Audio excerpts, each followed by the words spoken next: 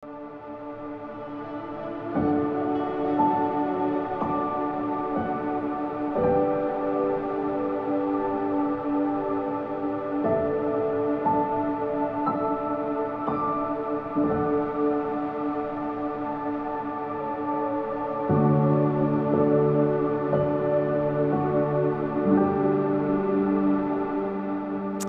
en welkom. Ons verken hierdie week een reël uit die gebed wat Jesus sy disippels en ons leer uit die Onse Vader. Nou in sy woorde gee Jesus nie vir ons 'n formule om God se aandag te probeer kry nie. Hy gee ons eerder 'n prentjie van hoe die lewe saam God werklik is.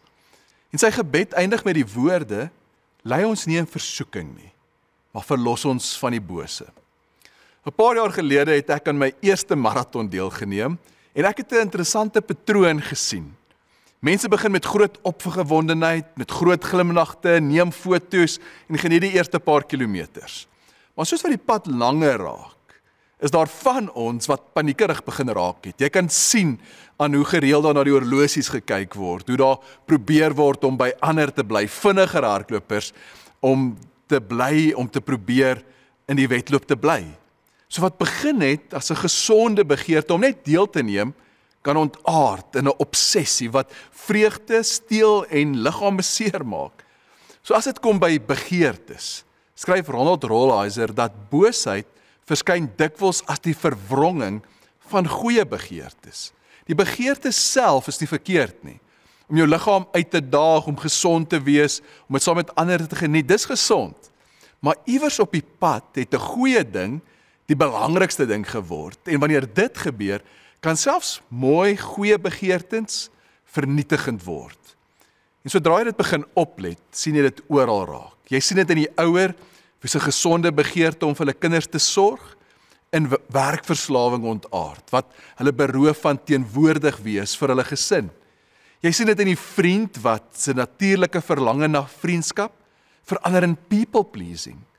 En die goeie bedoeling om ingelig te bly, kan verander in 'n nuusverslawing, wat iemand vol angs en selfs woede maak. So dis asof ons begeertes se drade deur mekaar raak. In plaas daarvan dat dit ons lei na die lewe toe, laat dit ons soms in sirkels hardloop, of erger nog, in destruktiewe patrone. Ons wil sekerheid hê, so ons mag na beheer. Ons wil aanvaarding hê, so ons werp alles op die altaar van prestasie. Of ons neem te veel dinge op onsself.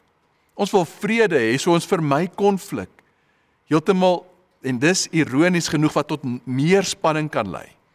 So Henry Nouwen beskryf dit as die verskil tussen ons eerste en ons tweede liefde. Die eenvoudige, ongekompliseerde verlange van ons hart, teenoor die ingewikkelde strategie wat ons later aanleer om dit te probeer verseker. 'n Kind het eenvoudig lief, oop, vry, sonder om berekeninge te maak.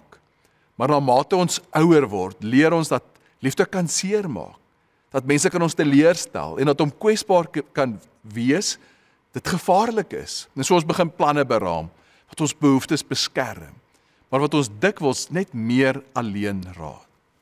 So wanneer Jesus ons leer om te bid, verlos ons van die bose, vra hy nie dat God probleme uit ons lewe moet wegneem nie. Dit vra beskerming teen die subtiele maniere waarop ons goeie begeertes verdraai kan word tot patrone wat ons en ander kan seermaak.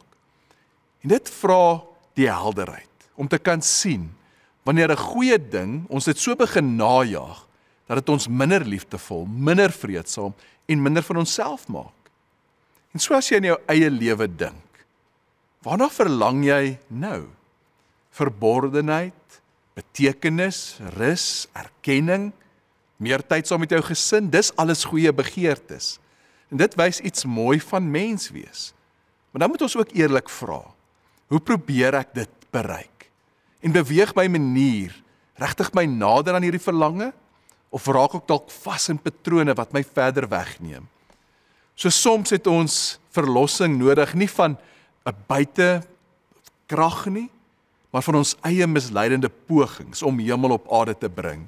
Die perfeksionis het bevryding nodig van die idee dat foutlose prestasie uiteindelik die aanvaarding sal bring waarna jy smag. Die people pleaser het redding nodig van die uitputtende strategie om ander se opinies te probeer beheer. En die werkverslaafde, bevryding nodig van die mite dat sy waarde afhang van sy produktiwiteit. En dis nie dat ons begeertes moet doodmaak nie. Dit is onmoontlik en ook nie wenslik nie. God self het ons gemaak met begeertes. Dis eerder om te leer hoe om dit ligter vas te hou, om dit so te volg dat dit werklik na lewe toe lei. En soms beteken dit om stadig genoeg te beweeg, om te sien wanneer ons in ons strewe vasklou of gryp, en om dit te verander. Om vir hulp te vra wanneer dinge swaar raak, mag dalk die manier vir jou wees. Om dalk te rou oor die gaping tussen wat jy verlang en dit wat jy het, eerder as om desperaat te probeer om daai gaping self te oorbrug. Nou is Dallas Willard wat gesê, die koninkryk van die hemel is die omvang van God se effektiewe wil. So wanneer jy bid, verlos ons van die bose, vra ons dat ons binne daai omvang sal leef, dat ons die wil sal hê wat God vir ons wil hê, en dit najaag, dit wat hy ons bedoel. En dis nie omdat God ons wil beheer nie, maar omdat God ons wil lei na lewe wat werklik lewe is, lewe ten volle. So wanneer jy stil raak vandag, kan ek jou nooi om in kontak te kom met wat tans jou diepste begeerte is. En dalk wil dit neerskryf. Wat is dit wat jy na hoop in jou verhouding, jou werk, jou gesondheid?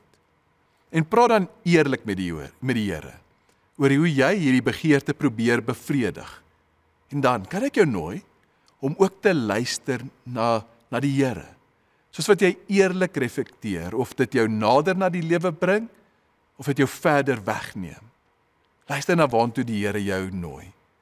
En mag jou tyd van gebed wees een nie van oordeel nie, maar van nuwe moontlikhede raak sien saam met hom. Kom ons bid saam. Here, U is die gewer van elke goeie gawe. U het ons gemaak met begeertes, na verlange na liefde, na betekenis, na vrede, soveel begeertes. En Here, dankie dat U ons ken. Here, tog wil ons bely dat ons so dikwels dinge najaag op maniere wat ons weglei van die lewe af. Here, ons bid dat U ons sal vrymaak van die verwronge paaie, wat lewe beloof, maar wat leegheid bring. Here, leer ons om met begeertes om te gaan met oop hande. Mag ons verlang ons nader trek aan U in die lewe wat U vir ons oordroom. Ons bid dit in Jesus se naam. Amen.